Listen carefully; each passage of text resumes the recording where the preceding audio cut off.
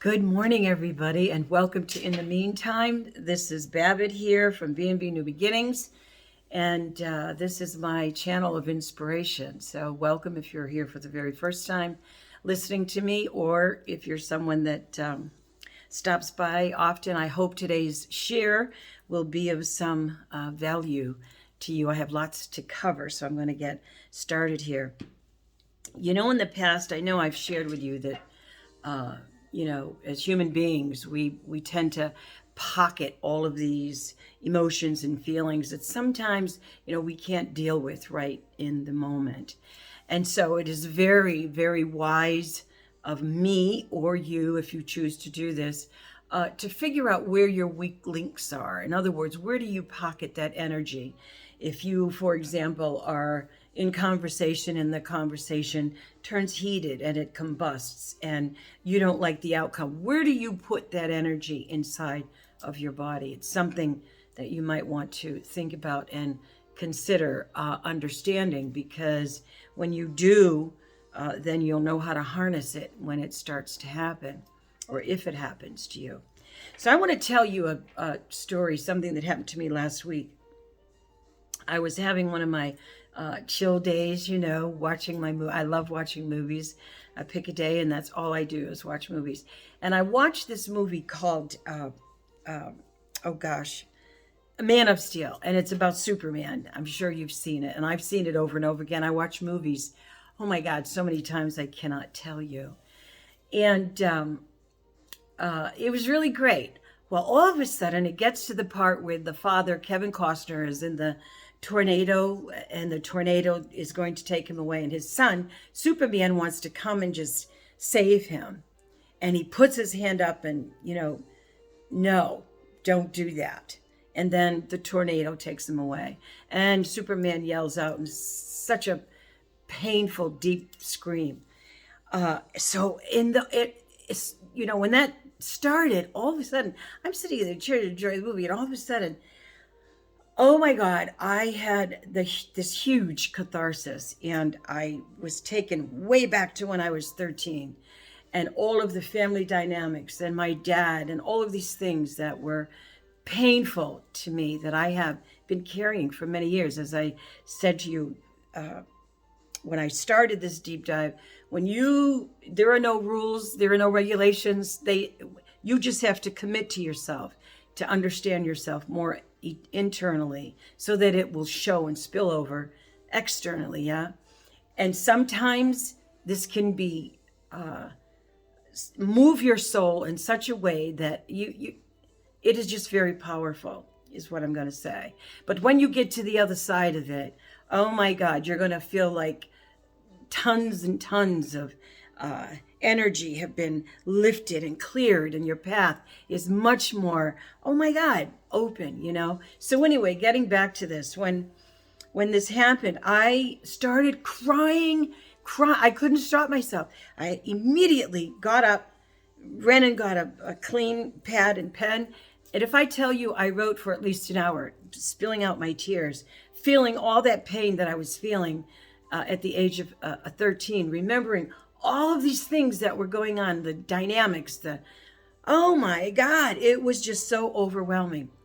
Eventually, I put the pen down, I stopped crying, and I knew I was done. Now, I haven't read what I wrote, and I'm not ready to even do that yet, but I have to share this, which has great value for me anyway. I felt so light after that. I felt so light. And the other thing I noticed is that I'm gravitating more towards water-based foods, which is wonderful. I mean, there's nothing wrong with that. The other day I was scrolling. When you're scrolling through, it's wonderful. You bump into all of these things. And I bumped into this brother. I think his name is Geee something or other. I have it saved. I will share it to you at some point. But he was talking about the fact that he had been on this 90-day cleansing with vegetables and fruit. Not that I'm going to do that to that extreme, but the thing that interested me was the fact that he was sharing how his connection to God, to divine, however you choose to label, has become so much more clear. You understand? So I'm sharing that because my doing this deep dive is clearing my way for my purpose. I know this for a fact. I know it. I understand it. I'm afraid of it, but I'm doing it because I know it's my purpose. So when that happened to me, I was like, oh my God. And I really needed to talk about it. And I didn't talk about it until the next day. And I called my soul tribe brother, Philip, who I just love. Shout out to you, Philip. If you're listening to this, you know how much our conversations and friendship relationship means to me. And we talked about it, and it just made me feel validated even more so. You understand? So if you're going through something as you grow, uh, learn more about yourself. You know, there's no shame in it. There is pain, I have to say, but it's short lived. And then after the pain comes the fruit and the joy and the good and all of these things that will improve your emotional stability. You understand? You know, sometimes we all wonder, I don't know about you, but I always think, why am I acting like this? What is it? Well, it all has to do with what is going on internally. And so often we ignore our internal health and well-being when that's what we should be absolutely focusing on, whether it's through walking, journaling, crying, whatever. You know, just do it. Do whatever you think is necessary for your health and well-being to inspire yourself to move forward. And let me share this with you. The other day I was on TikTok because I'm learning how to do quick things, I think. I don't know. I haven't gotten very far. But I came across T.D. Jakes, who I have the utmost respect for, and one of the, preachers in this world that I definitely listen to occasionally. And anyway, he gave a great analogy, and it was really cool. He was talking about being single, what a gift it is, because you can take the time, or you should take the time, to really get to know yourself before you engage in a relationship, because you never know what you're going to get. So he gives an analogy about this Cadillac Escalade. It was beautiful, and a couple of other automobiles. I don't know. And but the focus was on this Cadillac. It was beautiful and had big mag wheels, and the paint job was beautiful. And oh my God, he walks around to the back, and then he says, "Look at this." He opens up the trunk. All the junk falls out. The junk that we have in our trunk, right? Hello?